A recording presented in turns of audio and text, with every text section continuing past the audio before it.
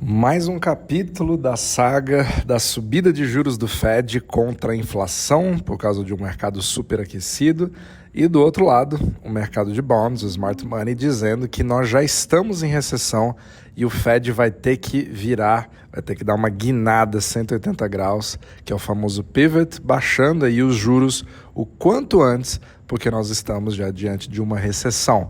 Quem que está certo nessa jogada? Meu nome é Renaud Adorno, eu venho há mais de 10 anos investigando para onde vai a liquidez do mundo, me aprofundando em macroeconomia e repassando esse conhecimento para você.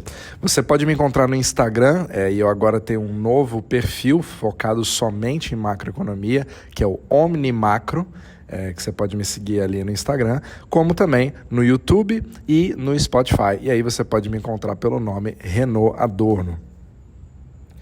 Então, desde o início desse podcast, eu comento muito, né, sobre um grande embate entre o Fed e o mercado de bonds, porque o Fed está dizendo que a economia está superaquecida, eu tenho que subir juros, eu tenho que controlar a inflação, e a curva de bonds continua invertida como nunca, né? A demanda por treasuries, a demanda por T-bills, a demanda por todos os tipos, de todos os vencimentos, é realmente muito grande e o mercado vem sugando porque continua com essa necessidade de se defender de algo que está chegando.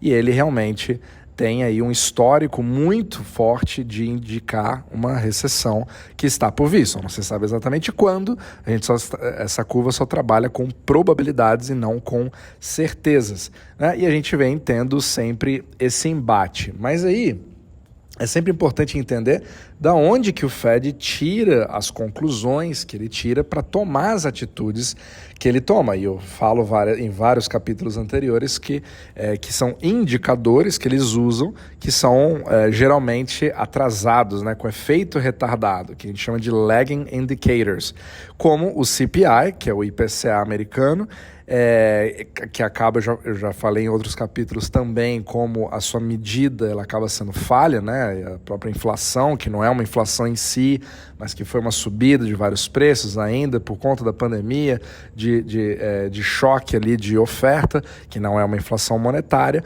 mas eles acabam focando sempre nesses números. E outro tipo de número muito importante, que é o que eu quero falar hoje, é no mercado de empregos, no mercado de trabalho, né? A quantidade de empregos gerados e também a inflação dos próprios salários e o Fed considera tudo isso como nós tendo um mercado de trabalho muito aquecido, e ele acaba usando isso como um grande pilar que justifica a sua subida de juros em nível recorde. Então o Fed nunca subiu tanto juros tão rápido como ele fez em 2022 e continua fazendo até agora.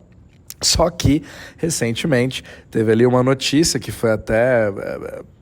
muitos analistas pegaram isso como praticamente sendo um escândalo, que é um grande problema, porque um dos relatórios que foi usado no final do ano passado para poder dizer um pouco como vinha sendo esse aquecimento ou superaquecimento do mercado de trabalho americano, teve uma revisão que aconteceu praticamente com 5 meses de atraso e todos os cálculos foram revisados ali para baixo nos números mais importantes. Ou seja, o governo admitiu que ele trabalhou com números que estavam simplesmente errados e só veio admitir isso 5 meses depois. Então, o Department of Labor, que é o que cuida dessa parte do mercado de trabalho dos Estados Unidos, ele soltou um relatório dizendo que a compensação por hora, né, que os salários dos Estados Unidos, né, costumam ser por hora e não por mês, aqui nos Estados Unidos ele tinha sido considerado como inflacionário, porque estava mostrando um índice de 4,9% de subida, ou seja, ele vinha bastante aquecido, os salários vinham subindo e isso acaba fazendo parte do CPI com custos para empresas maior. Só que depois dessa revisão, que aconteceu recentemente, eles descobriram que, na verdade, não tinha subido 4,9%. Isso acabou caindo, ou seja, não subiu, ele caiu 0,7%. Então, o que eles achavam que era uma grande força inflacionária que fazia subir os salários, na verdade já vinha demonstrando uma força deflacionária 5 meses atrás. Eu não estou falando desse ano, eu estou falando praticamente do final do ano passado. Ou seja, literalmente você vem trabalhando com uma premissa de que não somente você cria toda uma destruição de demanda que vem sendo feita por essa subida de juros, onde você afeta o poder de compra do cidadão, dificultando o crédito, fazendo com que ele não contraia mais crédito, fazendo com que ele tenha cada vez mais dificuldade de pagar as suas dívidas, atrapalha empresas, inibe as vendas dessas empresas, impacta profundamente o mercado imobiliário, como eu já falei em outros capítulos, que é um mercado extremamente sensível aos juros que você paga no mortgage, que você cria todo um desequilíbrio no mercado de Ripple, afetando aí praticamente todos os países do mundo, já que todos eles precisam de eurodólares e você precisa dos T-bills, e aí eles tiram, obviamente, o capital de fora e vai tentar colocar nos Estados Unidos para ter um juro a mais e cria todo um desequilíbrio artificial. Tudo isso baseado em um número que foi revisado 5 meses depois, mostrando que eles estavam indo no sentido contrário do que eles achavam que era de fato o problema. Percebe o tamanho do problema? E só para você ver como as coisas vão indo, né? Se você revisa um pouco todos os discursos do Jerome Powell, né, que é o chairman do Fed, no dia 7 de fevereiro desse ano, no meio do processo daquela subida desenfreada dos juros do Fed, por conta de um, entre aspas, mercado de trabalho aquecido, como se fala aqui, né, o hot labor market, ele disse a seguinte coisa: a subida de juros pode ajudar a desaquecer esse mercado de trabalho e também, por tabela, a inflação. Então o Fed queria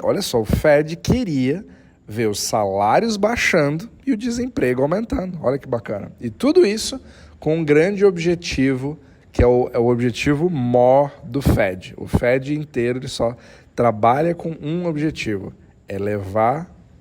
trazer de volta o nível de inflação, que é o CPI americano, de volta para 2%, aquele famoso 2%. Se você tiver 2%, tá tudo lindo, maravilhoso. Se passar de 2%, você tem que fazer de tudo para trazer de volta para os famosos 2%.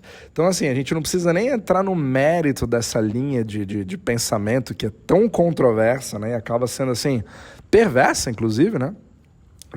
Eu falo ali de todos os efeitos que são vistos na economia real, onde pessoas reais da economia real são diretamente afetadas por decisões de índices assim. Não vou nem entrar nesse mérito, já falo bastante isso nesse podcast, é bastante discutido, mas pior, você identificar que os números, que mesmo que esses números estivessem certos, já seria ruim, mas você vê que os números que sugeririam que os salários de fato vinham aumentando fortemente numa economia ultraaquecida, que precisa ser controlada de todo jeito, na verdade, 5 meses depois você vê que os números já vinham diminuindo, você já vinha praticamente tentando curar uma gripe com doses cada vez maiores de antibiótico, ou seja, você simplesmente não sabe o que está acontecendo e nem como sanar aquilo, e nem tem a capacidade de sanar, você acaba mais atrapalhando do que ajudando, que essa acaba sendo aí a grande verdade. Agora, diante de todos esses fatos e números, né, desse relatório, disso que aconteceu e a repercussão que teve, né, nessa admissão aí do Fed 5 meses depois, você pode reagir ali de duas formas diferentes. Uma é você ver que o fato de você gerar esses relatórios é uma tarefa bastante complicada, eu entendo isso, porque para você saber, para você obter esses números, você tem que coletá-los, você tem milhões de entradas nos Estados Unidos inteiro, você tem ali pesquisas que você faz em residências, tem pesquisas do governo, tem várias coisas, você tem que tabelar tudo isso, cruzar todos esses milhões de dados, e obviamente que esse processo pode ser considerado muito falho, e de fato toma-se tempo para que sejam revisados, só que no calor do momento você precisa tomar decisões importantes e você faz baseado nos relatórios que você recebe, e esses relatórios são gerados. Então, a gente pode até dizer que eles estão tentando fazer o melhor com o que eles têm e que essas falhas podem sim fazer parte do processo, mas que você pode até consertar isso lá na frente. Agora, uma outra forma de você pensar, um pouco mais assim, conspiratória, digamos assim, seria você considerar que esses números sejam exagerados ou mesmo forjados, no intuito de você tentar forçar aí um caso de subida drástica de juros para que lá na frente você possa ter munição suficiente dentro da sua caixa de ferramentas, digamos assim, para você ter ali várias formas de você ajudar a economia caso aquilo volte, né? Caso de fato você tenha uma deflação, uma baixa de preços, para que você possa ali ter muita gordura para ir baixando e reestimular a economia. E na verdade você pode até se gabar lá na frente dizendo que a sua política deu certo, o problema foi resolvido e que agora você pode baixar os juros tranquilamente para poder reestimular a economia. Então é um pensamento cíclico, cada um pode escolher, você pode escolher a primeira forma, a segunda forma, mas que, bom, fica a interpretação de cada um. Mas a grande questão é que outros números mais recentes, né, do mesmo relatório não foram revisados, eles foram mantidos. E alguns deles, né, aqui a gente falou de salário, a gente falou de aumento dos salários em si, né, da compensação por hora, mas você também tem números em relação à geração de novos empregos e aí o mercado ele viu isso de forma positiva, né? O mercado, eu digo, não de bonds, mas o mercado de risco, como bolsa de valores, etc. Tanto que tudo acabou subindo, foi se vendo ali uma grande enxurrada, né, de liquidez, ânimos voltando para o mercado, SP500 subindo, a Nasdaq subindo, qualquer coisa faz o mercado subir, né? Quanto pior, melhor, mas quanto mais parecer uma boa notícia, mesmo que todo mundo na economia real não ache que seja o caso, mesmo você tendo uma desconexão completa de Wall Street e a economia real, você vai ver a bolsa subindo. Então é muito difícil de você apostar contra a bolsa num ambiente tão artificializado como o de hoje. Mas a grande questão que fica é que você usa esses números para dizer que a economia está indo muito bem. Então, mesmo que você tenha no Fed uma revisão de números dizendo, olha, eu me enganei em relação àqueles 4,9% de subida, que na verdade é 0,7% de queda, mas tem outros números aqui que continuam me dando a impressão de que o mercado de trabalho está superaquecido. Afinal de contas, o mercado só esperava a criação de 290 mil postos de trabalho e, na verdade, mais de 330 mil foram criados. Ou seja, está bem mais aquecido do que se esperava. Todo mundo que está dizendo que vamos ter aí uma recessão deflacionária está mentindo, né? Na verdade, não vamos ter nada, não vai ser nem um soft landing, né? Não vai ter nenhum pouso suave. Na verdade, nem teremos uma recessão. A recessão foi totalmente cancelada. E aí que mora o perigo, porque é exatamente essa a reação que está sendo feita pelo Fed e que já vai ter a próxima reunião deles, né, como se fosse a reunião do Copom no Brasil, para ver para onde vai os juros. Se de fato eles vão ver que nós estamos indo numa rota de recessão deflacionária, até porque esses números que eu te falei de criação de empregos, eles também são muito questionados por alguns. O próprio Jeff Snyder já fala, né, que um dos grandes problemas é justamente a não contabilização das pessoas que desistiram de procurar empregos e também os tipos de empregos que são considerados como gerados. Então tem uma série de formas de você manipular as estatísticas, e a parte do emprego, infelizmente, é uma das mais manipuladas. Eu não posso dizer que elas são, mas elas podem ser manipuladas de uma forma muito mais fácil e criando aí, obviamente, todo um pilar de decisão para manter uma política que afeta não somente os Estados Unidos, mas o mundo inteiro. Então você percebe a insanidade que acontece no macro, e são poucas pessoas que vão tomar decisões que vão acabar influenciando a nossa vida direta ou indiretamente, seja no crédito, seja na próxima casa que um americano vai querer comprar, o sonho da casa própria ou coisas assim, o financiamento de um carro, a venda e tudo aquilo que pode afetar a economia real no consumo, no pagamento do seu cartão de crédito e também nas exportações e importações para outros países, ou mesmo um banco no Japão não emprestando para um banco na Itália, justamente porque não consegue gerar crédito sem ter uma segurança maior na operação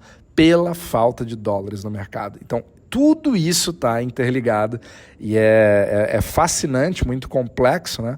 Mas, querendo ou não, esses números mais recentes, né, desse mercado, entre aspas, hiperaquecido, continuam colocando gasolina na fogueira do Fed. E aí já se vê como um consenso de que o Fed não somente não deve recuar os juros, mas inclusive vai dar uma subida um pouco maior ainda esse mês, em junho. Então, realmente, nós estamos ali numa rota de colisão entre a teoria econômica e a economia real, e isso está ficando cada vez mais nítido. Mas o mais interessante é de você ver que o mercado de bonds não compra esse blefe, ele não compra todos esse falso ânimo, né? Esse voo de galinha que está sendo considerado, mas por outro lado, em defesa do mercado, desse mercado de risco, o voo de galinha está cada vez mais comprido. Então está muito interessante de ver quem de fato tem razão.